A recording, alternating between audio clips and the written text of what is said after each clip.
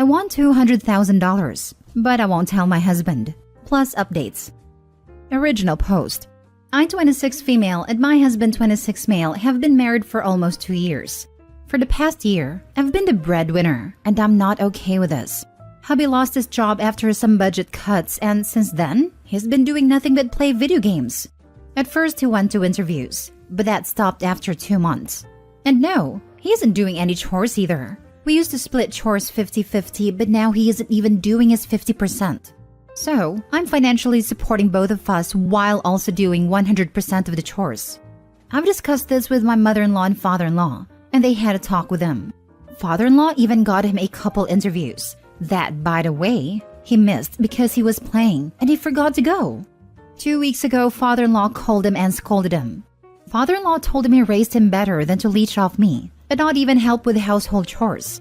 He told him he needs to get his act together and start doing his chores and look for a job because a marriage is 50-50, and right now I'm doing 100% of everything. He ended the call by telling him he was very disappointed. My husband always had this thing about making his dad proud. So he started looking for a job and even went on 2 interviews.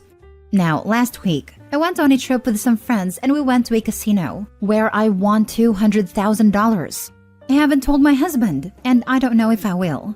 I'm afraid if I do, he will go back to doing nothing, excusing that as we don't need money, that I could hire someone for the housework. Before you ask, our finances are separate and he doesn't have access to my bank account, so I don't think he will find out. I will also like to add that I want to use some of the money to pay my student loans. What's left after that, I want to put them in savings. We are discussing the possibility of having kids, and if we decide to expand our family, I want my kids to have a college fund. But I'm also reconsidering having kids with a man that needs to be scolded by his parents in order for him to do his part in the relationship. Now for the top advice before reading the update. Your finances aside, send your husband to therapy. He's horribly depressed. This is what I'm thinking. All these people are saying he's a deadbeat lazy bum, but she said he used to work and contribute to the household evenly. Also, that he thrives to make his dad proud. It sounds more like depression than this just being who he is. Exactly why I said this. If it were his personality, this would have always been the case, but the fact that there's such a big change is a huge tell.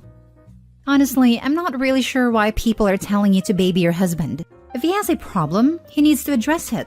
I've been in the exact same situation, and it nearly freaking killed me, and he didn't give a hoot. All the attraction to him went out the window because he refused to help himself.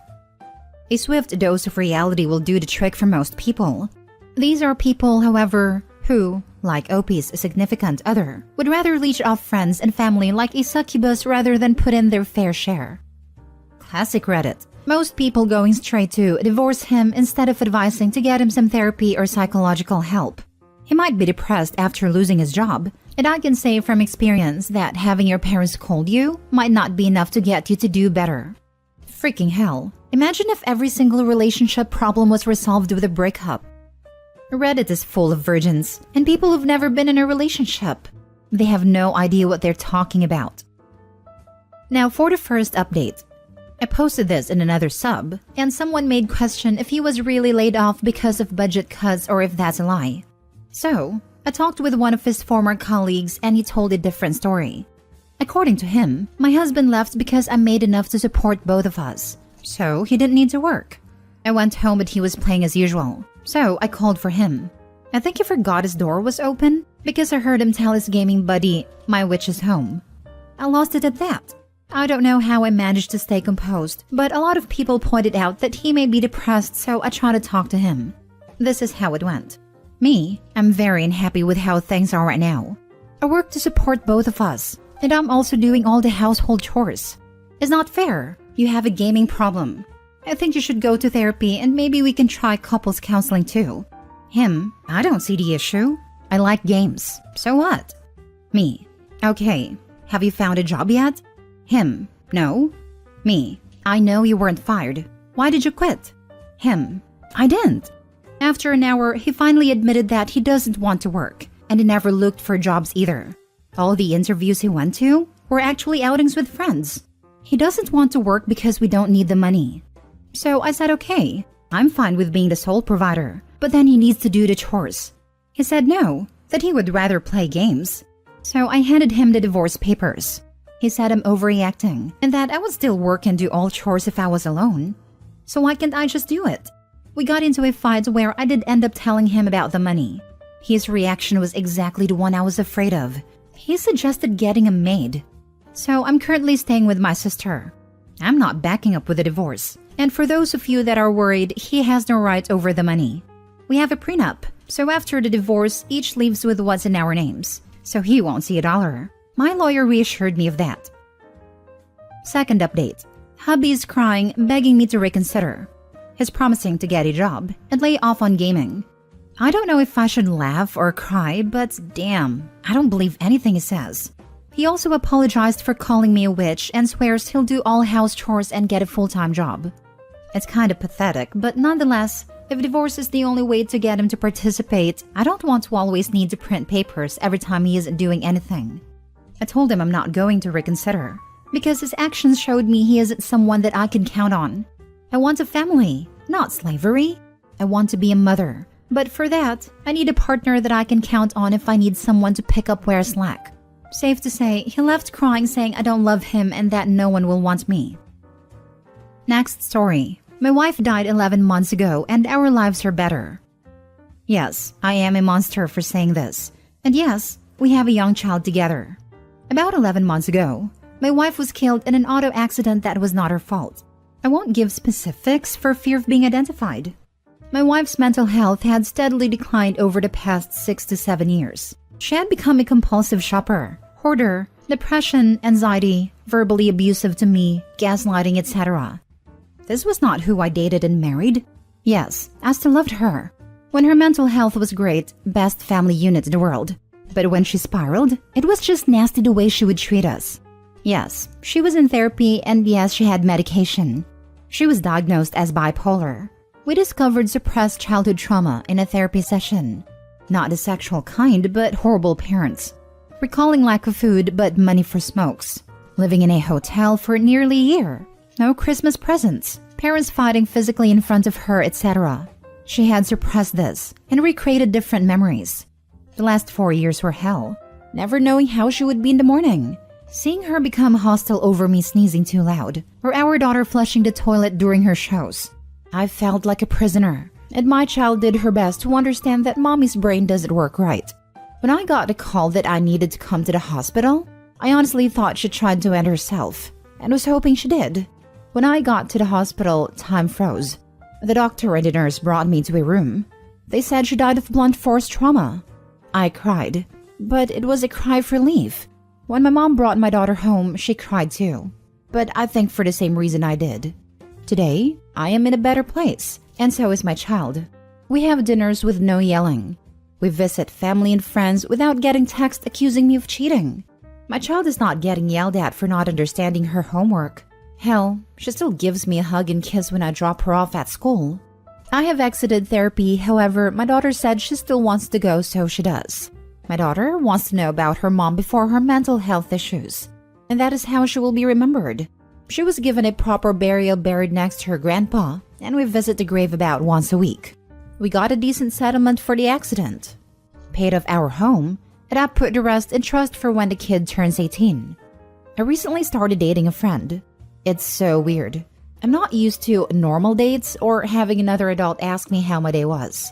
She made me breakfast, and I forgot what it was like to have someone care for me. Thank you for reading. I just came here to say that you're not a monster. It's hard seeing someone you love go through something like this. My mother is bipolar, but I have thoughts sometimes that definitely scare me. I'm glad you're happy now and can finally live the life you wanted. Sounds like wife was very bad and especially alarming that she was acting that way towards the child as well. From what I can see, she wasn't taking therapy/medication and other activities close enough to action. And the mistreatment started ramping up basically after they had a child together. Repeated false accusation of cheating, flying off the handle at minor inconveniences like they're horrendous, etc. are unacceptable, especially towards a child, and when showing no signs of stopping or the perp addressing them. At that stage of boundaries being consistently ignored or impossible to set, relationship has to end for the safety of the kid and their upbringing. Even without a kid, a relationship like that is rotten and must end. Victim doesn't deserve to be treated this way. Exposure and victimhood to DV severely harms children. And OP, if you haven't already, get your kid DV counseling/therapy. Otherwise, your kid is at risk of developing severe issues and mental illness. People like your wife are rarely just horrible with no trauma or illness of their own. There's almost always some underlying thing, like OP's wife's case, that influences it. But as difficult as it is, the behavior cannot remain in a relationship, especially if it's continuously escalating, and there's a refusal by that person to address the root causes and recognize what they're doing. At that mark, no one benefits at all from the relationship. The person's actions will get worse, and root trauma will be coped with by hurting others. Victim is traumatized by repeatedly being attacked, and child is traumatized to dangerous extents. I think you need to put the house in a trust for her too, since it was paid off with money you got for the settlement. Just in case you marry someone and anything happens to you, she will have rights to your house. I had not thought of that. Good idea. Also, if you haven't already, update your will now. That broke my heart to read, pal. Glad you're doing good now. I'm not asking to be an a-hole, but why couldn't you have left her? Because I loved her mainly. But also, I could not afford a divorce. She would have won alimony, and due to my work schedule, most likely full custody, making me a weekend dad.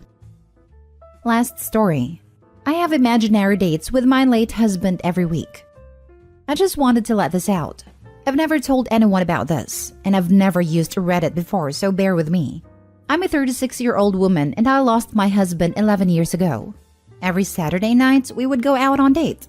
We started when we were 16 and he got his license, every single week until we were 25 and he was taken from me. It was really, really hard for me. I had more than a few grippy sock vacations. I broke everything in my home out of sadness. Fortunately, it was after I moved a lot of his things to our bedroom, so nothing of his was harmed. I was in grief counseling for 4 years, until they finally gave me off to another therapist who I see twice a week. All I ever talk about is how much I miss my husband. The only thing that brings me happiness is my loyalty to him. It's something I'm very, very proud of. Even though he's gone, I still wear my rings, and I've stayed 100% faithful to him, and I'm going to continue to do that for the rest of my life. It makes me happy when I think about it. One day, when I see him in heaven, I'll be able to tell him I stayed faithful to him, and I'm still his wife forever. I have his senior portrait on my bedside along with his ashes. It's the first and last thing I see every day. One thing that helps me cope with it is kind of weird. I have imaginary date nights with him. I put on his favorite dress, I'll put on my makeup and do my hair. I cook one of his favorite meals. I make both of us a plate and I just sit there and eat. And I pretend he's across from me and we're eating together. Then I pour both of us a glass of champagne. I've always hated the taste, and before he passed, I was 100% sober my entire life. But it makes me feel like I'm connected to him when I drink it, as he loved champagne. I'll pretend he's drinking it too, and we'll get a little tipsy together. Then I'll take him upstairs and go into the bathroom, and put on some lingerie for him. Then he watches me take it off, and then I go into the bottom of my drawer. And I have a toy that's the same size as his member, and I use it and pretend it's him and we're being intimate. I moan his name really loud when I do it too. Then the next morning I wake up and I clean everything up. I clean up his food that obviously was never touched, and his full glass of champagne, and I go about my day. I know it seems crazy, but it's something that brings me joy. It makes me happy. And please don't try to convince me to not stay loyal to my husband. Staying loyal to him brings me true happiness. And if you have a problem with that, please just keep that to yourself. I'm sorry. I feel really sad reading this. Love has such patience, and that's why love is beautiful and sad at the same time. Opie, do whatever makes you happy. No one is gonna judge you. You live your life the way you want it. If you want to have dates with the love of your life, do it. If you want to love him until the last day of your life, love him as much as you want. At my first big kid job, I worked closely with a bookkeeper, a lovely woman, and a great painter whom I adored. Her husband had died many years before our meeting, and while she spoke of him often enough, she only ever spoke of his death once in the time we knew each other. I don't remember the conversation exactly. I just remember her saying that he had been sick for a while there, but now he's just invisible. That struck me, and so did the way she said it. Like his death was just an aesthetic side effect of an otherwise benign condition. one they laughed about together, like a little inside joke between them. She didn't elaborate beyond that, and she didn't need to. It was plain on her face that the love they shared was just as alive in that moment as it was before he up and turned invisible on her. I'll never know the story of their relationship or how she arrived at her perspective on the loss she had suffered. But I do know that whenever I'm faced with loss or grief, I think about Mary and her invisible husband, and I can't help but smile. I think connections between people have a much longer shelf life than people themselves. And with that in mind, I hope you continue to enjoy the heck out of your date nights. My husband died a year ago, and in my dreams when he's there, it doesn't feel like a dream. It feels like he's actually there. We are always talking about something. We did a lot of that. It feels like I should be able to touch him, but I can't. All those weird things that make a dream are never there when he is. I wake up from the dream and it feels like he's probably still there. I just can't see him anymore.